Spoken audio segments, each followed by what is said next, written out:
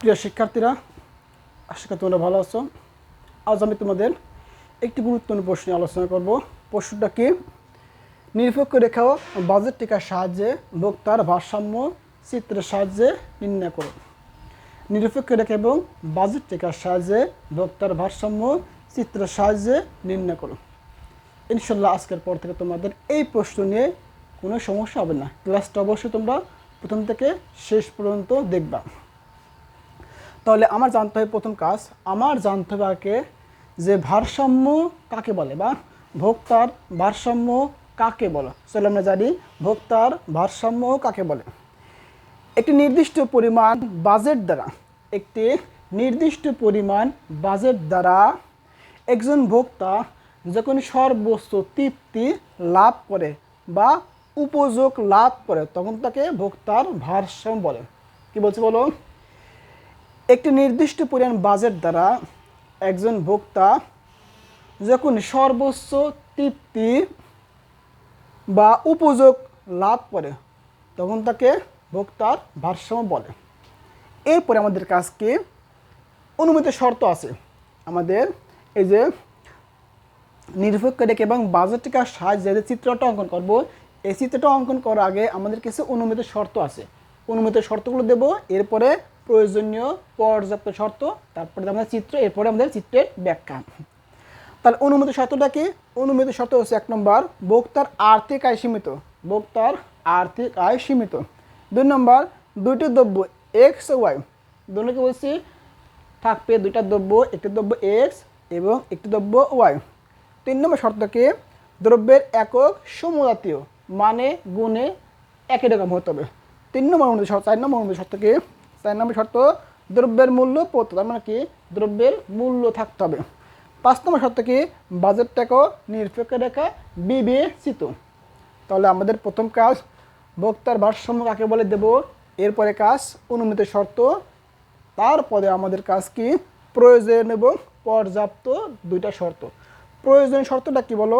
ভারসাম্য বিন্দুতে, তোমরা যে বিন্দুতে বাজেট রেখা এবং নিরপেক্ষ রেখা পরস্পর ছেদ করবে ওটিকে বলা হয় ভারসাম্য বিন্দু। তাহলে বলছে ভারসাম্য বিন্দুতে যে বিন্দু ছেদ করবে বাজেট রেখা ও নিরপেক্ষ রেখা স্পর্শ করবে। আমরা যে বিন্দুকে ভারসাম্য বিন্দু বিবেচনা করব ওই বিন্দুতে নিরপেক্ষ রেখা এবং বাজেট রেখা পরস্পর স্পর্শ করবে। পর্যাপ্ত শর্তটা কি ছিল? নিরপেক্ষ রেখা মূল বিন্দুর দিকে উত্তল। নিরপেক্ষ রেখা মূল বিন্দুর দিকে উত্তল। তাহলে আমাদের আশা করি এই যে সংজ্ঞা এবং কি প্রয়োজনীয় পর্যাপ্ত শর্ত, এটা নিয়ে কোনো সমস্যা ইনশাল্লাহ নেই। এরপরে আমাদের কাজ কি? চিত্র অঙ্কন করা, তারপরে চিত্রের ব্যাখ্যা। চিত্র একদম সহজ, ব্যাখ্যাটা একদম সহজ। আমরা এই যে আমাদের ব্যাসটিকের যে চিত্রগুলো আছে আমরা কিন্তু মুখস্থ করব না, আমরা চিত্র যা অঙ্কন করব চিত্র অনুসারে আমরা ব্যাখ্যা দেবো, তাহলে আমার ব্যাখ্যা একদম ক্লিয়ার হবে। একটু মনোযোগ দাও।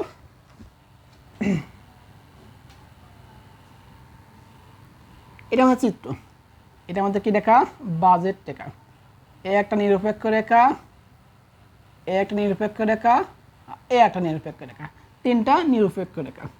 এটা যদি এম দে এম, এন বাজেট রেখা, আইসি ও নিরপেক্ষ রেখা, আইসি 2 নিরপেক্ষ রেখা, আইসি 3 নিরপেক্ষ রেখা। এটা ভারসাম্য বিন্দু, এটা এ দিচ্ছি, এটা এ দেই, এটা বি, এটা সি। এটা ভারসাম্য বিন্দু, এটা মূল বিন্দু, এটা x1, এটা y1, এটা x দ্রব্য, এটা আমার কি দ্রব্য? y দ্রব্য। আমাদের কিন্তু চিত্র সেই চিত্র একদম সহজ, চিত্রটা কিন্তু একদম সহজ। লম্বককে y দ্রব্য আর ভূমিবককে x দ্রব্য। আমাদের চিত্র অঙ্কন করা শেষ। আমাদের চিত্রের ব্যাখ্যা দেবো। তোমরা যদি চাও আমার যে নোট হ্যান্ড নোট আছে, তুমি নোটটা একটু স্ক্রিনশট দিয়ে রাখতে পারো। এই যে আমাদের হ্যান্ড নোট, তোমরা একটা স্ক্রিনশট দাও।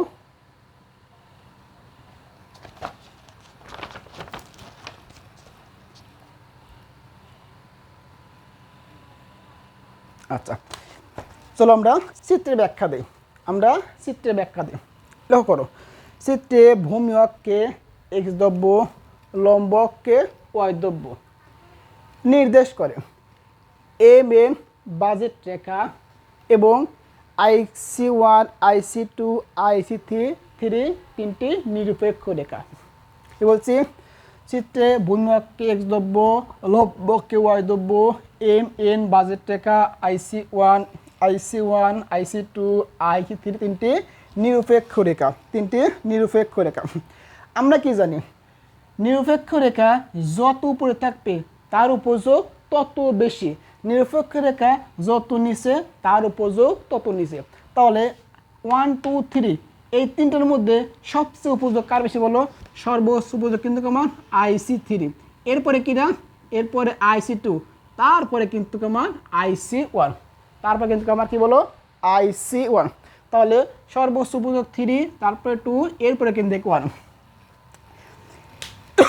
তারপরে এমএন বাধাটাকে নির্দেশ করে IC1 IC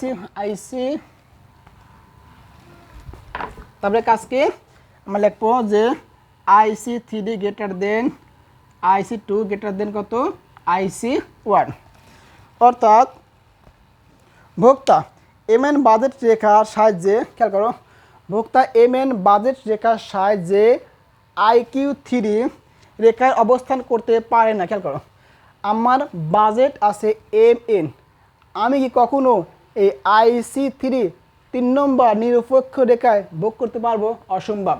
আমার বাজেট আছে বা অর্থ আছে এমএন, থাকতে হবে এই রেখার ভিতরে, এই রেখার বাইরে কখনো যাওয়া যাবে না।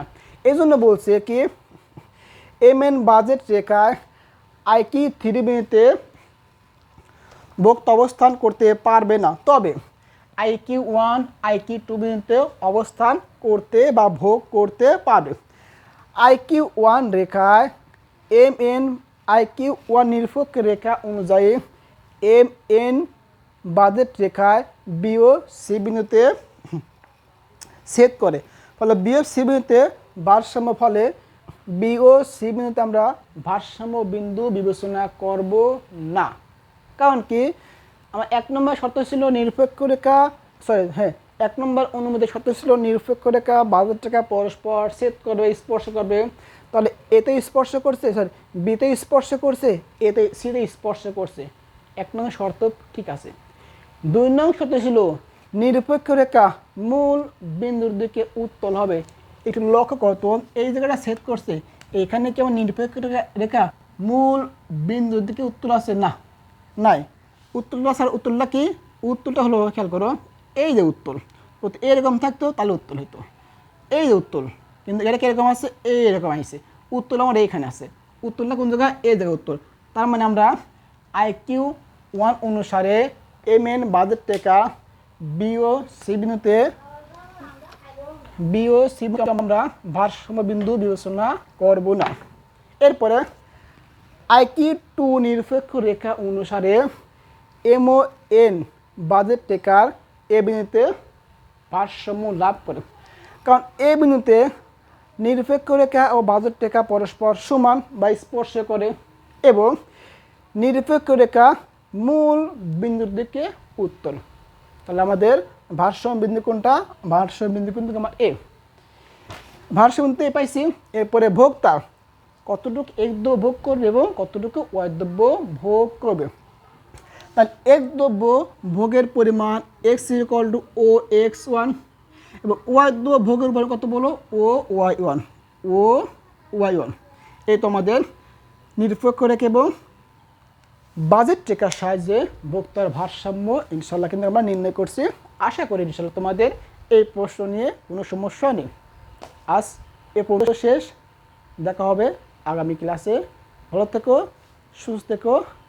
আর একটা কথা বলি, তোমরা যারা আমার ইউটিউব চ্যানেল বা ফেসবুক পেজে নতুন, তারা অবশ্যই আমার ইউটিউব চ্যানেল বা ফেসবুক পেজটা অবশ্যই ফলোতে রাখবা।